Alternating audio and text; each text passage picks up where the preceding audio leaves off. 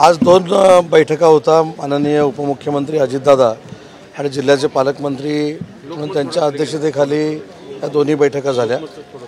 एक जी बैठक होती ती 100वे नाट्य संमेलन पुणे आणि पिंपरी चिंचवडला जे होतं 5, 6, 7 तारखेला त्याचा आढावा आदरणीय अजितदादांनी घेतला आणि त्याच्यामध्ये स्वतः ते स्वागत समितीचे अध्यक्ष आहेत। उद्घाटनाला स्वतः मुख्यमंत्री, उपमुख्यमंत्री आणि अनेक मान्यवर त्या ठिकाणी येणार आहेत। खर्चाच्या नियोजनाचा देखील त्यांनी आढावा घेतला आणि मला सांगताना आनंद होतो की दोन ठिकाणी जे नाट्य संमेलन आहे त्या एका ठिकाणचं नेतृत्व पिंपरी चिंचवडचे माजी नगरसेवक भाऊ भोईर करतायत आणि एका ठिकाणी मेघराज भोसले करतायत। त्यांना ज्या काही अपेक्षा होत्या नाट्य संमेलनाबाबतच्या त्याची परिपूर्ती स्वतः अजितदादांनी केलेली आहे। त्याच्यामुळे नाट्य संमेलन पुण्यामध्ये अतिशय जोरदार पद्धतीने 100वे होईल याची मला पूर्ण खात्री आहे। आणि दुसरी मीटिंग जी झाली ती विधानसभेमध्ये माझ्याकडे नगरविकास खात्याचा प्रभारी मंत्री म्हणून चार्ज होता। त्यावेळी सुनीलजी टिंगरे आणि तापकिरे साहेबांनी विधानसभेत मांडले होते त्याचा आढावा आदरणीय अजितदादांनी घेतला।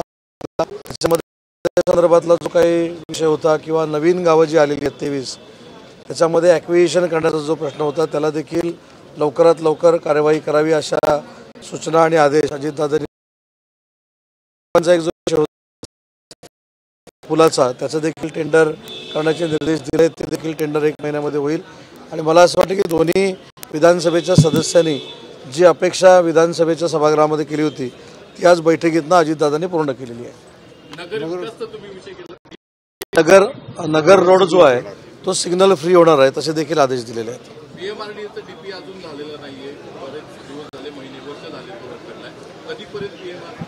मी विधानसभेच्या सभागृहापुरता प्रभारी मंत्री नगरविकासचा होतो तर त्याची मी माहिती घेईन आणि तुम्हाला सांगेन।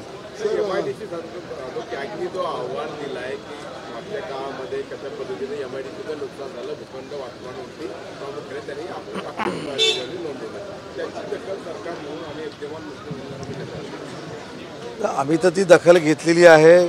कॅगच्या नियमाप्रमाणेच आम्ही 15 महिने काम करतोय एकनाथ शिंदे साहेबांच्या नेतृत्वाखाली।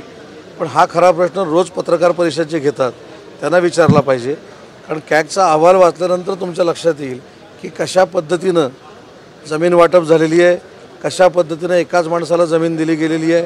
आणि आजपर्यंत कसं होतं की आम्ही काहीतरी बोलायचो म्हणून आरोप प्रत्यारोप व्हायचे, तर कॅगचा अहवाल घेऊन काही लोकांनी पत्रकार परिषद घेणं गरजेचं आहे आणि त्याचे खुलासे करणं गरजेचं आहे। आता तुम्ही कारवाई करा ना। ही कारवाई करायची, पुढं काय करायचं ते सरकार म्हणून आम्ही ठरवू। कॅगच्या विषयावर त्यांनी जो प्रश्न विचारला त्याच्यावर मी उत्तर दिलं। कोणाकडे? तर माझा रोग एका कोणाकडे नाही आहे, त्याच्यामध्ये अनेक लोक आहेत आणि त्या अनेक लोकांनी स्वतःचं आत्मचिंतन केलं पाहिजे दुसऱ्यावर टीका करताना। पण काही देसाईचा मुलगाच तुमच्याकडे आलेला आहे ना, हे सगळे घोटाळ्यांचे आरोप आहेत। एक मुद्दा असा आहे की कोणाचा मुलगा कोणाकडे आला हा महत्त्वाचा नाही, कॅगचा रिपोर्ट काय आहे। कॅगच्या रिपोर्टमध्ये देसाईंच्या मुलाचं नाव नाही आहे। नाही, मुद्दा असा आहे की देसाईंच्या मुलाचं कॅगमध्ये नाव नाही आहे।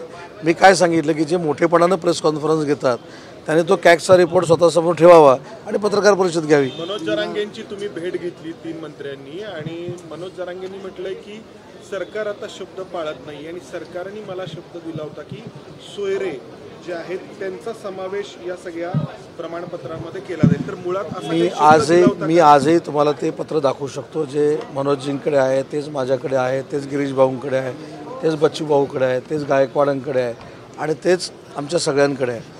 त्याच्यामध्ये असं म्हटलेलं आहे की रक्तसंबंधातील सगळे सोयरे आणि रक्तसंबंधातील नातेवाईक यांना ते दाखला दिला जाईल।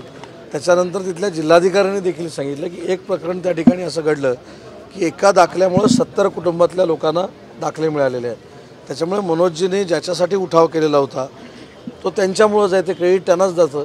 परंतु देशामध्ये कुठेही लग्न झाल्यानंतर पत्नी म्हणून जी येते तिला जात आणि तिची जात मुलांना लागत नाही, हे जगाच्या पातळीवर सगळीकडेच आहे।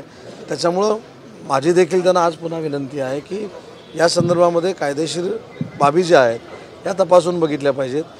निजामकालीन ज्या नोंदी आहेत त्याला तर सगळ्यांना दाखले द्यायला सुरुवात केलेली आहे आणि निजामकालीन ज्या नोंदी नाही आहेत त्यांच्यासाठी आपण एम्पेरिकल डाटा गोळा करतो आहे। आपल्याला हे देखील माहीत असेल की 360 कोटी रुपये हा एम्पेरिकल डाटा करण्यासाठी मंजूर केलेले आहेत। जानेवारीच्या एंडला किंवा फेब्रुवारी फर्स्ट वीकला एक दिवसाचं विशेष अधिवेशन देखील बोलवण्याचा एकनाथ शिंदेसाहेबांनी निर्णय घेतलेला आहे. त्यांची जी मागणी होती केसेस मागं घ्यायच्या ते देखील आपण घेतो आहे. परंतु रक्तसंबंधातील नातेवाईक आणि रक्तसंबंधातील सगळे सोयरे ह्याचं डेफिनेशन कदाचित म्हणजे मला माहीत नाही, मराठीवर माझा एवढा अभ्यास नाही, परंतु आजच माझ्याकडे एक व्हॉट्सअपवर समानार्थी शब्द म्हणून एक काही लोकांनी पाठवलेले आहेत. त्याच्यामध्ये रक्तसंबंधातील नातेवाईक याचा अर्थ वडिलांकडनं जी वंशावळ होते ब्लड रिलेशन तीच होते आणि रक्तसंबंधातील सगळे सोयरे याची व्याख्या देखील तीच होते असं माझं म्हणणं नाही. माझं कदाचित चुकत असेल, पण काही तज्ज्ञांनी जे माझ्याकडे पाठवलं आहे त्याच्यामध्ये तोच उल्लेख आहे.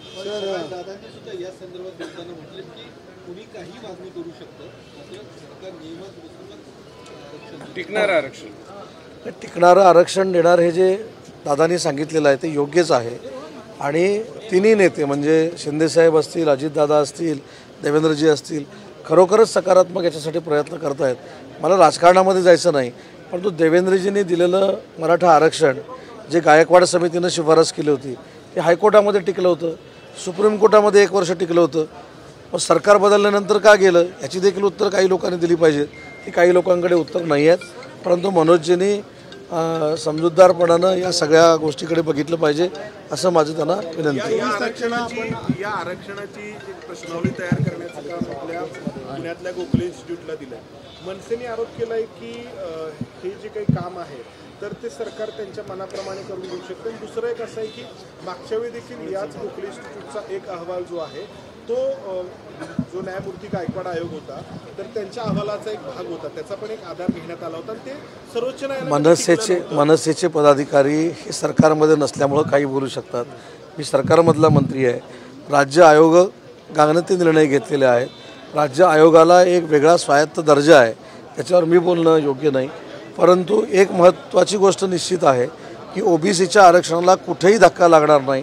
त्याच्यामुळे ओबीसी बांधवांना मला देखील विनंती करायची आहे, कोणाच्याही भूलतापांना बळी पडू नये. ओबीसीचं आरक्षण कुठेही कमी केलं जाणार नाही. 15 दिवसामध्ये जे सर्वेक्षण करणार आहे गोखले इन्स्टिट्यूट हे मी त्याच्या पुढे जाऊन सांगितलं. ते गोखले इन्स्टिट्यूटवर मगाशी म्हटलं ना, मनसेच्या पदाधिकाऱ्यांनी जर काय बोलले असतील तर त्या गोखले इन्स्टिट्यूट ही राज्य निवडणूक आयोगानं सिलेक्ट केलेली असल्यामुळं मला त्याच्यावर मंत्री म्हणून काय बोलता येणार नाही. त्यांच्यातलं कोणच सरकारमध्ये नसल्यामुळे ते काही बोलू शकतात. तुम्ही आश्वासन दिलं होतं 24 तारखेचा, तारीख आहे 24, तर कमी वेळ झाला. आपल्याला माहीत असेल की मुख्यमंत्री महोदयांचं भाषण ऐकून मनोजजींनी स्वतः प्रेस कॉन्फरन्स घेतलेली होती की ते समाधानकारक भाषण आहे. दुसरी महत्त्वाची गोष्ट की शिंदे समिती अतिशय चांगल्या पद्धतीनं काम करते. शेवटचा घटक त्यांनी शोधून काढला पाहिजे हे देखील मनोजजींनी सांगितलं होतं. आणि शिंदे समिती ही काही बरखास्त केलेली नाही. शिंदे समिती ही शेवटच्या घटकापर्यंत पोहोचून मराठा कुणबी आणि कुणबी मराठा शोधून काढेल.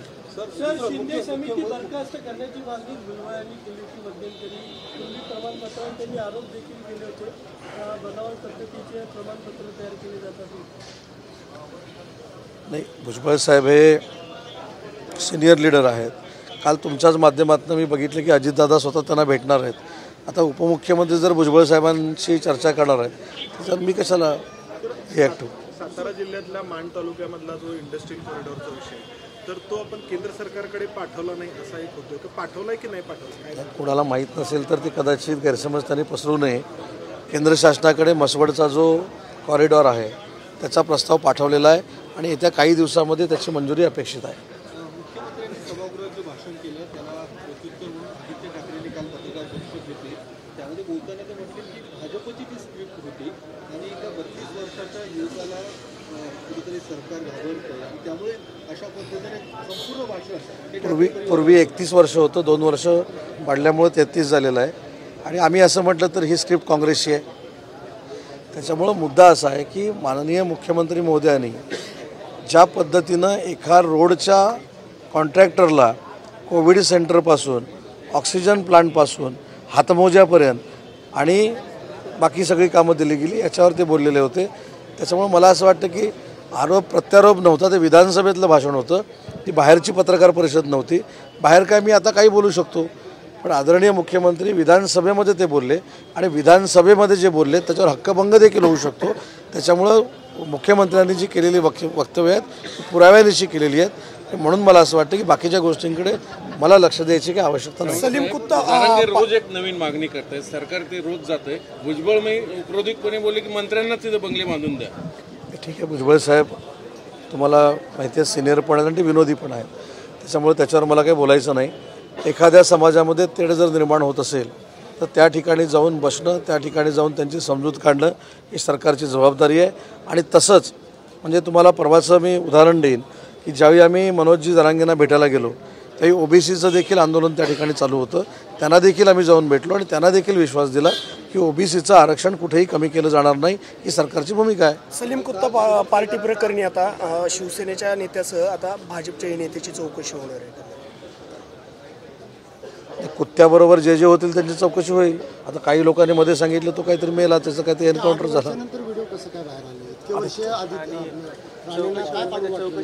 आता बघा तो व्हिडिओ 8 वर्षानं बाहेर का आला, तो त्यावेळी का दाखवला, ज्यांनी दाखवलं त्यांना विचारायला पाहिजे. ती काय माहिती माझ्याकडे नाही. पण एक मात्र आहे की तो कोण कुत्ता असू दे का कोण असू दे त्याच्याबरोबर पार्टी करणं हे योग्य आहे का, हा प्रश्न प्रत्येकानं स्वतःला विचारला पाहिजे. तो 8 वर्षानं का बाहेर आला, 10 वर्षानं का, मला खरंच माहिती नाही. जो न्याय बडगुजरला तोच नाही महाजन का नाही, महाजनांचं काय झालं ते त्यांचे मी तेच तुम्हाला सांगतो. या संदर्भात तुम्ही गिरीश महाजन साहेबांची पत्रकार परिषद घ्या, तुम्हाला खरं दूध का दूध पाणी का पाणी बाहेर येईल. एखाद्या मुस्लिम बांधवाकडे जेवायला गेलं किंवा एखाद्या मुस्लिम बांधवाकडे कार्यक्रमाला गेलं म्हणजे दाऊदच्या नातेवाईकाकडे कार्यक्रमाला गेलं असं होत नाही. मी या संदर्भात स्वतः गिरीश भाऊंची चर्चा केली म्हणून सांगतो. उद्या काय होईल की ही प्रथा पडेल. माझ्या मतदारसंघामध्ये सुद्धा 40,000 मुस्लिम बांधव आहेत, त्यातले 80% माझ्यासोबत काम करतात. उद्या मी त्यांच्याकडे कुठेतरी जेवायला गेलो, त्यांच्याकडे फंक्शनला गेलो की उदय सामंत दाऊदच्या नातेवाईकाकडे गेला. मला असं वाटतं की दाऊद हा नक्की नालायक आहे, त्याचं समर्थन कोणी करत नाही, पण त्याचं बॅनर लावून बाकीच्या मुस्लिम समाजाला कोणी बदनाम करू नये या मताचा मी आहे. सरकार आहे ना आजपासून रात्रभर दारू विकायला परवानगी दिलेली आहे. मला माहीत नाही, मला माहीत नाही ना साहेब, मला माहीत नाही ना. त्या GRचा अभ्यास करून सांगतो ना. सुनील केदारांना काल 5 वर्षांची शिक्षा सुनावलेली आहे आणि बँक घोटाळा प्रकरणी यावरती संजय राऊत म्हणतात की महाविकास आघाडी त्यांच्या सोबतच राहणार आहे. कशा पद्धतीने विरोधकांना अडकवण्याचं षडयंत्र आहे. नाही, मला आता एक सांगा, आपण पण सगळे म्हणजे मला असं वाटतं की आमच्यापेक्षा राजकारण करून पेलेले आहात. सुनील केदारांची केस ही काय आज सुरू झालेली नाही आहे. काय होतं आहे, काही लोक माहिती घेतात न घेता सुद्धा बोलतात, तरी त्यांना दाखवलं जातं. हा त्यांचा प्रॉब्लेम आहे म्हणून ते काही बोलतात. सुनील केदारांची केस काही 15 महिन्यात चालू झाली का? सुनील केदारांची तिथं काय झालं आहे मला माहीत नाही. केदारी साहेबांनी काय केलं आहे, चांगलं केलं आहे, वाईट केलं आहे हे मला माहीत नाही.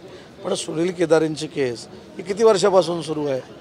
तर उगाच पत्रकार परिषदेमध्ये काही सांगायचं आणि काही ठोकमठोकी करायची याला काही अर्थ नाही. आणि माझी आपल्याला देखील हात जोडून विनंती आहे की काय होतं की तुम्ही रोज सकाळी पत्रकार परिषद ती दाखवता, त्याच्यामुळे त्यांना नवीन नवीन विषय द्यायची सवय झालेली आहे. आजपासून मी पण निर्णय घेणार की उद्यापासून पत्रकार परिषद 10 वाजता आपण घ्यायची आणि असंबंध बडबडायचं, त्याचा कशाशी काही संबंध नाही. म्हणजे लोकांना विचार करायला लावायचा दिवसभरात काहीतरी असंबंध बोलून. आता माझा पण TRP वाढवण्यासाठी मी उद्यापासून 10 वाजल्यापासून प्रेस कॉन्फरन्स घेण्याच्या मनस्थितीत आलो आहे. कारण बघा ना, एखादरी पत्रकार परिषदेला काय खरं असतं का?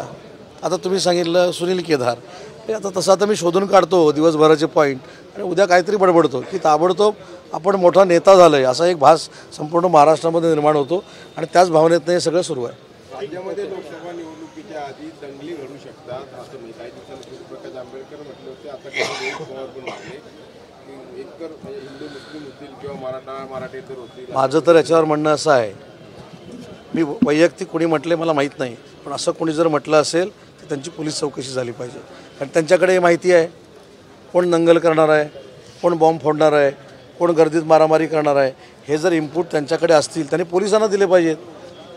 ते खरे देशद्रोही आहेत जे दंगलीची माहिती असताना पोलिसांना देत नाहीत, जी दंगलीची माहिती असताना संरक्षण विभागाला देत नाहीत. आणि माझी तर CPना DGना विनंती राहील की अशा पद्धतीनं मध्ये राम मंदिराच्या इथं काहीतरी बॉम्बस्फोट होईल म्हणून सांगितलं, दंगल होईल म्हणून सांगितलं, त्याला चौकशीला बोलवलं पाहिजे.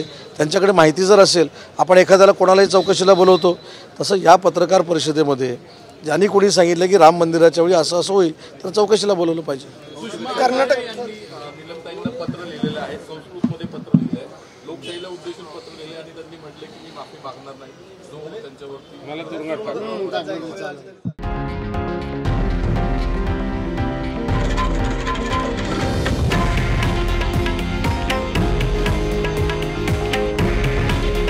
हे आहे देशातील नंबर 1 न्यूज नेटवर्क आणि आपण पाहत आहात TV9 मराठी. काळजी तुमची, हित महाराष्ट्राचं.